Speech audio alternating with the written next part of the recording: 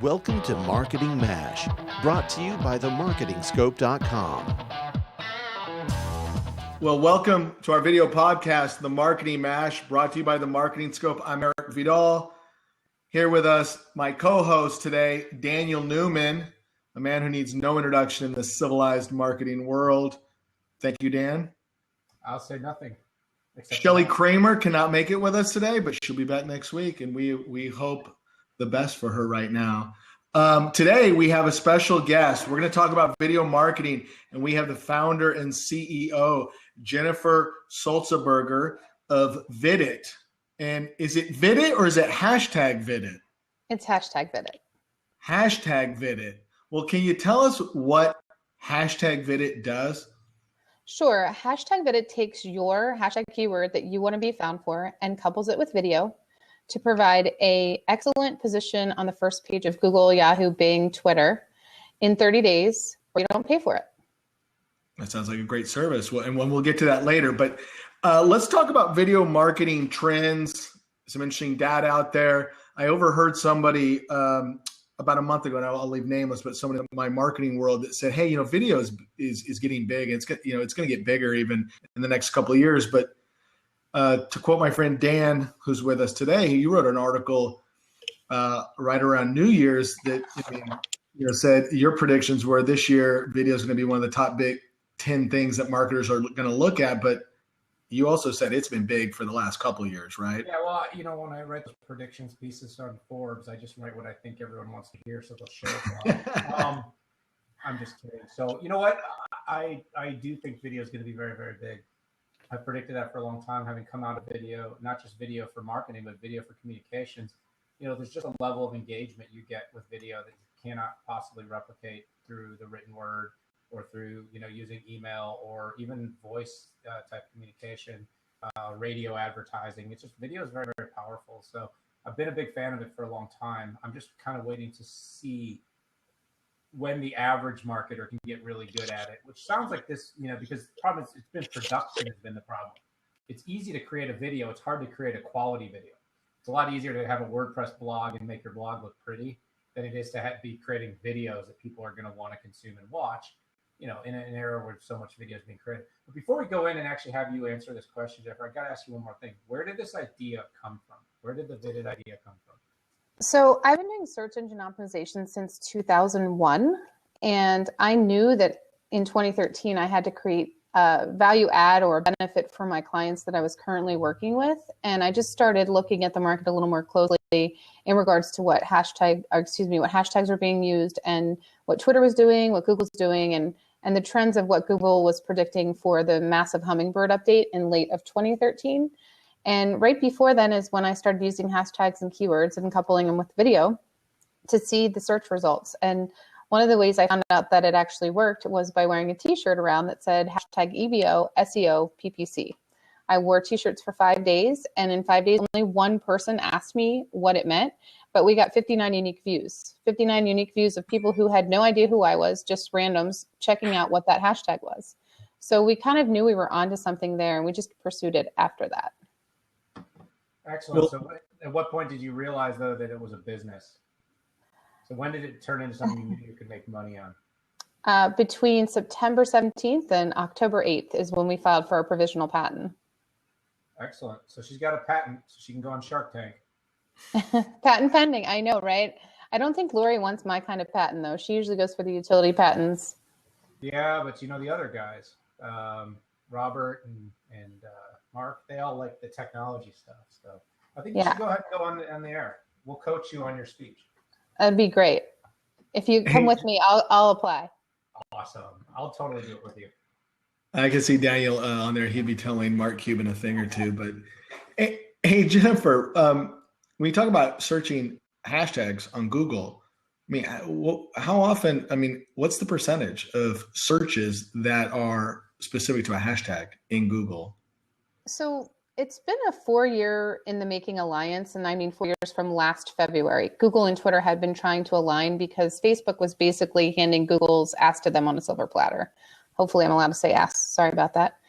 Needless to say, they finally negotiated a deal where they're actually indexing tweets from Twitter every day, all day, meaning they want to have the best user experience on Google when people are searching hashtags that are trending, whether it be on Twitter or YouTube or Google.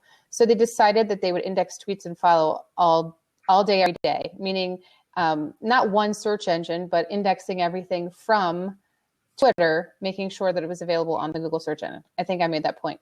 But the idea behind it is at that point when they did that, they said it was 7% of searches were being done with hashtags via Google. So this is something that I predicted was going to happen back in 2013. And it took them about 1.5 years to make that happen. So now there's an alliance and a partnership. So we're waiting for the numbers this year to come out. And I'm going to guess it's somewhere between 10 and 20% this year, only because everything is being mobile driven, and that's up exponentially as well. That's huge. That's a big number. I mean, I thought 7% was big, but anything over 10 is huge. Yeah. I think there's going to be a huge jump just because of what Dan was saying earlier about how exponentially video has grown. I mean, they expect it to grow over 76% by 2017 as far as the percentage of market ad dollars being spent on video. 70% just by 2017. That's a year away. Yeah, I would say it's interesting because no matter how much Twitter is still questionable in terms of their market and their marketability and sustainability, people do set up content to be shared on Twitter. And I'll give some examples of that. So people will put a hashtag in the title of a blog post. People put a hashtag in the title of a video. People will share on platforms that don't utilize hashtags with hashtags because they know that people might tweet what they shared from that network. Like you may see something on Facebook and highlight, copy it, and then tweet it out. The point is I think that behavior, the fact that Twitter, well, like I said, questionably a business failure, has become from a social, behavioral, anthropological standpoint, is become very, very entrenched in our culture, in our society. I would say yes, I agree. Good. That's all you have to say. Hey, Jennifer, I think I watched you a little bit on that point, so I apologize. I was following, but I don't know if I got all of that. Well, yeah, I think what I was really just trying to say is that it's a behavior change. People behaviorally incorporate hashtags in places that they really don't belong. And I hate to say that, but it's like, because for you, I think you're taking advantage of that behavior. People put hashtags in places that there aren't hashtags. People put pictures on their Snapchats with hashtags and words, but Snapchat doesn't use the hashtag for any purpose. People use hashtags on a Facebook post. Facebook barely utilizes them. What I'm saying is like the way Twitter has created this behavior of us hashtagging everything has actually become opportunistic to why would anybody search Google with a hashtag? Because it's become part and entrenched in our behavior. Exactly. You said it very much better that time. Thank you. Okay. Yeah. I mean, Dan, if it makes you feel better, one vehicle you left out is the whiteboard in my kitchen. My third grader wrote hashtag buy good snacks. So I think that was meant for me. Well, I think people are using, I'm sorry, Dan, go ahead. No, I'll just say you are the prolific tweeter. Go ahead. I think people are using hashtags more now than ever. And I think Google recognized that, which is why they were trying to make that alliance with Twitter for so long. They knew that they could start recognizing the hashtags on their algorithmic search very easily. They did the same thing with every symbol using a laptop, not necessarily a foreign laptop, but every symbol above the numbers. So in our patent pending technology, we have all those symbols grabbed. So the idea behind that, or the forward thinking behind that, was if we ran out of hashtags like we did .coms, we would still have other symbols we could use for other markets. And I also predicted that Twitter would start categorizing tweets. And although they've done that, they haven't done it with additional symbols. But I do believe that we will see that day come where they use additional symbols besides the hashtag. In other words, @4news or $ for retailers if something's going on in that market, or even the caret above the 6 for real estate because it looks like a little house roof. But those are some of the things that we think are going to happen, and you'll see trend. Oh, very, very interesting. So how can our audience, what are some tips that you can give our audience to improve getting their videos ranked higher on search? Well, obviously they can subscribe to #Vidit and we could help them that way. But if they wanted to do something on their own to improve, they'd want to make sure that they have all of their titles and descriptions filled in for every video that they submit. And probably not necessarily in this order, but the first number one thing I should have said is make sure you're using YouTube because it is the largest search engine. Some people put their videos on Vimeo and other applications for video to be displayed, but Google isn't pushing and pulling from there. They're pushing and pulling from YouTube. So if you want to show up on the first page of Google, you better be using YouTube to use your video to be displayed there. And then the second or third thing I should say, you definitely want to make sure that you know the parameters and I'll say the legal limits of using YouTube. And if you don't, then you want to make sure that you have someone that does know what they are and make sure that you're utilizing it in the proper way, because the moment you don't use it the way that they have intended for you to do so, you will be turned off. So to avoid that, you want to make sure you know what you're doing. And there's tons of online tools. If you just Google Google or YouTube video help or video classifications or video education, you'll find everything you need to know about putting your videos on YouTube the proper way to stay compliant. Absolutely. So you're seeing when people get ranked really high, one of the key things also though is obviously once they get ranked and you click to this video page that you've created is some sort of, I know the funnel is evolving, the customer journey is evolving a little bit, but you create a video and you want people to do something. And so you guys are helping them get ranked. What are some of the things you're seeing companies that are getting better conversions after you're getting them ranked? What are they doing differently? Because you guys have the technology to make people's terrible videos still rank higher. You see what I'm saying? Exactly. Yeah. And so what are you seeing them do to make sure that beyond the rank that they actually convert? Well, we're presently in the position of discovering which way we're actually going to scale #Vidit. So we've noticed really good play in the automotive industry. We've seen their conversions go from, let's say, 0.15% to over 15%. So on the average, there's an increase of conversion of at least 10%. So that's not for videos viewed. That's actually for interactions and people staying attention. Or paying attention or choosing their video search on the search engine. Like, so when their return result comes up, they're picking the video over a paid ad, let's say. And the reason they're doing that is people have two auditory processings. They see it and they hear it. So the conversion's going to be about, it's like 65% higher when they're doing both of those two things versus just reading something, hoping that you click to the website, and then hopefully they take a call to action that's on your website. We're cutting out those, I'll call them middle steps. We're giving them the video with a call to action in the video so they can take action right then and there. And because video is so easily played on mobile phones today, people watch, the average American watches 5 videos per day. If you ask my husband, he probably watches 15 to 20. If you ask a millennial, they might watch even more than that. I don't know, you could ask your 3rd grader that wrote #BuyGoodSnacks. Ask him how many videos he watches, or he's allowed to during the time that he's allowed to use a computer or whatever it might be. But it's getting higher and higher every day. So I hope that that's helpful the way I answered that. No, absolutely. I'm just, I guess because there's the marketer side of everything, right? And the good or bad news for you, Jen, is it Jen or Jennifer? Either one is fine. Thank you. Either one's fine. One of those things comes down to, you can create the content, but it's the marketer needs to figure out how to get a conversion. And I think like a lot of companies spend a lot of time to make really beautiful creative and they do a terrible job of executing it. And that particular type of company, you can help a lot. The type of company that makes the video and it's not quality though, and still ranks high, I have to say the conversions would struggle, because I still think people are, like you said, they're watching more video and they're becoming more discerning of what they like, and so now you have a lot of people see your video and they're like, it's not good. So, is it being supplemented with written content? Are you seeing a lot of people building what are they doing with landing pages? Like, what are they kind of doing to make sure they're integrating is kind of, I think, what I'm thinking. Yeah, is what I'm thinking. So that's like a 2-part answer. And let me make sure that I answer both. One is, I don't think that you have to have necessarily a massive video production in order to have an effective video that converts. Okay. Let's face it. The best videos on YouTube are cat videos that nobody's produced, right? I mean, yeah, right. So it's not about having the most watched. It's about having the most conversions based on your question that you just asked. So if we can get their attention in the first 5 to 10 seconds, no matter if it's professionally produced or not, you will still capture that audience's attention. Then it's a matter of, do you have a bona fide call to action that they're actually willing to engage with? And let's just pretend that you do. The conversion on that, like I said, is going to be 65% higher. But yes, you'd want to have a landing page or a conversion page is what we call it here at #VidIt. And when you have that conversion page, you want to offer even more calls to action at that page.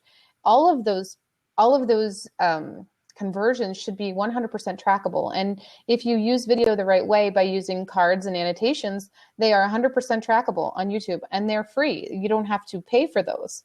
And when you get that information, you'll see the return on your investment go up, because it's much less expensive to offer video to clients and have them convert than it is to do, let's say, pay-per-click or traditional SEO. Talk a little more about the cards and annotations, because for those out there and people that watch this later on that want to, you pointed to that and you kind of brushed by it, but I think that's important. Tell me a little more about what they are and how they can utilize them to aid their videos. Sure. So a year ago, Google allowed for Google, when I say Google, I'm sorry, it's because Google owns YouTube. So YouTube allowed for cards and annotations to be in the upper left-hand corner and upper right-hand corner. And what I mean is that's where I position them. So if you're watching this right now, where you'd see #VidIt LLC at Do You Vidit in the upper left-hand corner, that would be to me like an annotation. They are clickable links to a conversion page.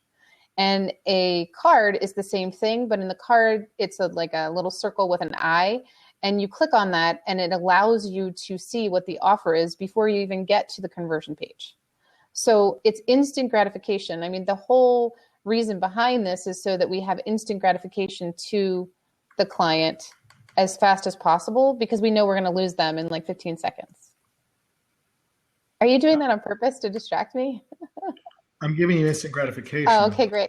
Gamification is a hot topic, right? So he's giving, the little high fives. So Eric's letting you know that what you're saying is super smart and intelligent. But I think that's, like I said, a very important thing to address, is that there are these visual cues that can go into the videos that make them look more professional. YouTube on its own has a series of post-production and simple production tools to optimize and create a better quality video without, like you said, needing a studio and lighting and a big camera crew and an editing desk. And I think that's going to be one of the biggest shifts, is that people can take advantage of something like Vidit, make a video that's good enough and to use for marketing purposes without all the production, without all the support that it once required, because of the tools that are being built right into your machines, built right into YouTube for making a video. And these cards and annotations are important, because I think people kind of expect that B-roll, that secondary source of, in video, that makes it look a little bit more like, Sports Center or, a talk show,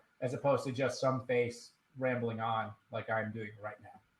It's funny that you bring that up, because I think that YouTube will actually start allowing you to do voiceovers with their tools coming forward. It hasn't happened yet, but I really believe that will be part of what happens very soon, because they know that people want to know what's the call to action. If I can't read, because over 45% of Americans are completely illiterate and can't read, or Europeaners, I don't know, but you get the point. They're going to be able to hear it all rather than just have to see it flash across the screen.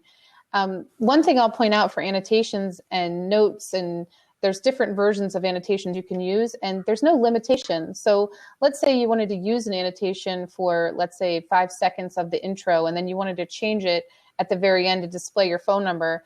I just want to make sure your audience is aware that there's so many ways that you can use it. And sometimes the simplest video that you can put up there and just edit with the tools available to you is going to be just as productive as somebody who spends $1 million, like a Kimberly Clark or Procter & Gamble, spending $1 million on a video and, hoping to gain 10 million. If you spent 10 minutes, you might gain $1,000. It's just really what you want to put into it. Yeah, well, it's definitely the case, in disruption, right? If that's a hot word right now, everyone likes talking about it, but sometimes one way to be disruptive is to be fast, and meaning that if you can use the tools, quickly use some of the video tools. Now, do you guys, Vidit itself doesn't have any sort of editing platform. You supply the video to Vidit? Well, we're looking for power partners all over. So if you're a videographer and you do editing, we'd love to hear from you, number one. Number two, we have a couple partners already, and they do a very fast turnaround. I am not a videographer, and I don't want to necessarily have one on staff. We will look at that as we grow to make sure we have a team of people on staff. But at this time, we are not currently editing videos. Yeah, I did a lot of work with Dell, and we were doing work in Spain for Mobile World for them, and they had this app called Videolicious. I don't know if you've seen it before. I have not. Yeah, so for anyone out there watching this, check this app out. It actually allows you to take like images off your iPhone. You do it all on your phone. You can incorporate B-roll, voiceover, capture live video, and it puts it together and it puts it into this really cool kind of produced looking video. And it's like a really inexpensive app. I think it's a couple dollars. So my point is there are apps out there. Dan, what was that? What was the app? Videolicious. Just like Eric, when your wife cooks dinner, it's delicious. Videolicious. And again, I'll just say for non-Apple users, if I could chime in, because I would be one of them. You can use the Google tools as well as and YouTube tools to edit your video pretty easily, and it doesn't cost anything. Yes, that's great. So, hey Jennifer, real quick. So, for our on-demand audience that's going to watch us over the next few days, how can they connect with you to get more information, or if they have more questions? Would it be #Vidit? And then what email should they reach out to? So they can reach us at info@viditinc.com, or they can go to viditinc.com, or they can call me personally. I'd be glad to take your call. Just from being a guest here, it's lovely. I'll talk with anyone that'd like to call in. It's 480-703-6300. Well, that's great. Jennifer, thank you so much for joining our video podcast show and sharing some best practices, giving us your insight on video marketing and really hashtags and your videos higher, better ranked on search. So thank you so much. It's my pleasure. Anytime. That's it for this episode of Marketing Mash. You can share your thoughts by following us on Twitter and Facebook. Subscribe to our podcast to keep up with the show. And of course, you can always find us by visiting themarketingscope.com.